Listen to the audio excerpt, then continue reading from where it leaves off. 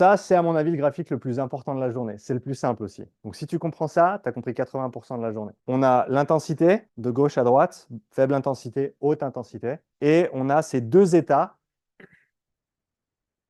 équilibre interne, plus d'équilibre interne, au niveau du corps entier, au niveau systémique. Si on doit lui donner un nom, vous lui donnez le nom que vous voulez. C'est quoi le point de transition entre l'équilibre interne et cette perte d'équilibre interne? Essayez, vous ne pouvez pas vous tromper de toute façon. Aujourd'hui, on va simplifier les choses, on va appeler ça le seuil numéro 2. Okay, il n'y a que deux seuils. On verra ça tout à l'heure. C'est le seuil 2. Si tu as compris aujourd'hui, là, maintenant, tout de suite, que quand tu vas au-delà du seuil 2, on ne peut plus maintenir l'équilibre interne, alors que quand tu es en dessous, on peut. Encore une fois, tu as compris 80% de la situation en endurance. Maintenant, on peut aller un cran plus loin. On peut séparer ça de manière un petit peu plus détaillée. Ça, en physiologie de l'exercice, c'est ce qui s'appelle des domaines d'intensité. Des choses qui peuvent être mesurées, départagées au niveau physio. On mesure du lactate, des échanges gazeux, la VO2, l'oxymétrie musculaire. Il y a d'autres mesures qu'on peut prendre aussi. C'est des états internes distincts. D'accord? Ici, à basse intensité, on a tout d'abord un équilibre au niveau musculaire, au niveau cellulaire. C'est-à-dire qu'à basse intensité, c'est le muscle ou toutes les cellules qui arrivent à gérer la charge de travail, tout en maintenant cet équilibre, cette homéostasie, au niveau du muscle. Si tu fais du vélo, tes quadris ou ton bas du corps arrivent à maintenir cet équilibre interne. Intensité moyenne, en jaune ici, on est toujours en dessous du seuil 2, on est d'accord? Maintenant, ce n'est plus le muscle qui peut gérer tout ça tout seul, c'est le corps complet qui doit venir fournir un effort pour maintenir cet équilibre. Donc, d'abord muscle, ensuite corps complet. Et là, qu'est-ce qui se passe? Comme on l'a dit tout à l'heure, perte de l'équilibre. On passe le seuil 2, on perd cette capacité à garder l'équilibre interne. Une autre analogie, c'est qu'à basse intensité, eh ben, tu ne dépenses pas d'argent, c'est le revenu que tu as de tes investissements immobiliers. OK? Donc, tu ne dépenses rien. Moyenne intensité, là, c'est ton salaire. Là, il faut bosser pour que ça rentre. D'accord? Mais tu arrives à le sortir tous les mois, mais voilà, ça te coûte du travail quand même. Haute intensité, là, on est dans le compte épargne. Quelque chose de fini, quelque chose qui va se rapetisser jusqu'à ce qu'il n'y en ait plus. À moins qu'on puisse repasser en dessous, gagner de l'argent avec son salaire pour remplir son compte épargne. La dernière analogie, ce sera à vous de me dire laquelle est la meilleure, la laisse du chien. Okay? À basse intensité, la laisse du chien, elle n'est même pas tendue, le chien il est pépère, il ne bouge pas. Intensité moyenne, il commence à tirer un petit peu. Haute intensité, là, c'est la fin des haricots. L'idée, c'est de comprendre ce concept avec des idées un petit peu abstraites, mais ça nous permet de mieux revenir dessus. Ces domaines, ils ont des noms: modéré, élevé, sévère, extrême. En anglais, si vous lisez des papiers sur l'endurance et la physiologie, ce sera moderate, heavy, severe, extreme. Ces noms-là, je les ai donnés du mieux que je pouvais. À ma connaissance, il n'y a pas de traduction académique de ces termes encore. Moi, je n'en ai pas trouvé.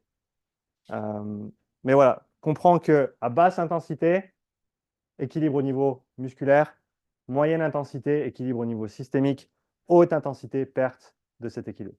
On verra la distinction entre sévère et extrême peut-être plus tard. Mais donc, comment est-ce qu'on peut faire pour déterminer ces points de transition? Qu'est-ce qu'on a à notre disposition pour évaluer, mesurer les seuils? Le ressenti, d'accord, ça me plaît, ouais. C'est une option. D'autres, ok, donc ce qu'on peut mesurer aussi, au niveau de ce qu'on voit, mais au niveau de ce qui se passe en interne. La fréquence cardiaque. Alors, on ne peut pas techniquement déterminer les seuils avec la fréquence cardiaque. C'est quelque chose qu'on peut mesurer, quelque chose qu'on peut corréler à des seuils, mais ce n'est pas quelque chose qu'on peut utiliser pour déterminer les seuils. La fréquence respiratoire, c'est aussi quelque chose qu'on peut mesurer, qu'on peut corréler, mais qu'on ne peut pas utiliser indépendamment pour déterminer les seuils. Si on parle de mesures physiologiques qu'on peut quantifier, lactate sanguin, ça c'en est un, on va le voir juste après. Quoi d'autre? Échange gazeux. Okay, donc l'interaction entre l'oxygène qui est utilisé, qui est absorbé, et le CO2 qui est rejeté. On a les équations de stoichiométrie qui nous permettent de déterminer ensuite la proportion des deux. Et quand il y a des points d'inflexion, Ça va largement au-delà de la journée. Mais en gros, tu as 9 graphiques différents que tu vas observer avec différents paramètres et qui t'indiquent quand est-ce qu'on passe le seuil 1, le seuil 2. On appellera ça les seuils ventilatoires. D'accord? Seuil ventilatoire, seuil lactate. Mais on va commencer avec le lactate. Au niveau de la basse intensité, si on prend une courbe de lactate ici sur l'échelle de l'intensité, à basse intensité, on va avoir des valeurs qui sont minimales et qui sont stables. Ça varie d'une personne à l'autre, mais on sait que c'est minimal et on sait que c'est stable. C'est-à-dire qu'entre là et là, j'ai beau augmenter l'intensité, ça ne va pas changer mes valeurs de lactate. Parce qu'encore une fois, on a un équilibre à quel niveau? Musculaire, au niveau local. C'est-à-dire que tout le travail qui est fourni, il peut être géré en interne, si on veut bien. Et donc, le lactate, là, tu en produis au repos. D'accord? Le lactate, ce n'est pas que quand tu es actif, ce n'est pas que pendant la haute intensité. Mais il s'avère qu'à basse intensité, ton muscle en produit, mais il en recycle plus que ce qu'il n'en produit. Et d'ailleurs, ce n'est pas rare que je vois, par exemple, 1,2 millimol au repos et qu'après le premier intervalle actif, on descende à 0,9 ou 0,8. OK? Parce que, encore une fois, tu es actif et on va recycler à ces basses d'intensités plus que ce qu'on produit. On est bon jusque-là? Intensité moyenne, domaine élevé, on a des valeurs qui vont être élevées par rapport aux valeurs minimales, mais qui restent stables dans le temps. Oui, on peut pousser à l'extrême et sur 5 heures, ça ne va pas rester stable, mais sur quelques minutes, sur 10-20 minutes, ça va rester plutôt stable. OK? Mais c'est des valeurs qui sont élevées par rapport aux valeurs de repos. Donc là, on voit bien cette transition entre équilibre ici. Ah, ça ne suffit plus. Maintenant, c'est le reste du corps qui doit rentrer en fonction pour venir soutenir cet effort. Un effort un petit peu plus soutenu. On est bon jusque-là? Haute intensité, là, on a une accumulation qui est rapide. On se rappelle, hein, on n'a plus d'équilibre interne. On ne peut plus stabiliser ces réactions en interne. Et donc, on va avoir une accumulation rapide. Jusqu'où on arrive en lactate, ce n'est pas très important. Pour faire simple, plus tu as de masse musculaire et moins tu as de cardio, et plus tes valeurs de lactate seront hautes. Parce que, pour faire simple, plus tu as de masse musculaire, plus tu vas pouvoir produire de lactate, entre guillemets. Après, si tu as de la caisse derrière, tu as les mitochondries, tu as l'infrastructure pour recycler ce lactate. Mais encore une fois, si tu as beaucoup de masse musculaire et un tout petit cardio, ben, tes valeurs de lactate vont être très très hautes, tout simplement parce que tu ne peux pas en réutiliser beaucoup. Hein. Les cyclistes professionnels, ils ont des valeurs de lactate qui vont être plutôt basses à haute intensité, mais c'est juste qu'ils ont une capacité telle à recycler le lactate. Ça ne veut pas dire qu'ils n'en produisent pas. Au contraire, ils en produisent énormément, mais ils ont une telle capacité à le recycler que ça ne s'accumule pas rapidement dans le sang. Et à très haute intensité, là, on a une accumulation qui va être très très rapide. Encore une fois, combien de millimoles tu mesures à la fin d'un effort va complètement dépendre de la personne, de l'intervalle ou de l'effort, etc. De manière plus concrète, sur un test d'effort, comme je l'ai fait passer, donc là, on est sur du 4 minutes de travail, 1 minute de repos. Là, tu as les paliers en km/h pour cette coureuse, Sarah. Et on peut voir les 3 réactions distinctes. Basse intensité, ça reste stable mais bas.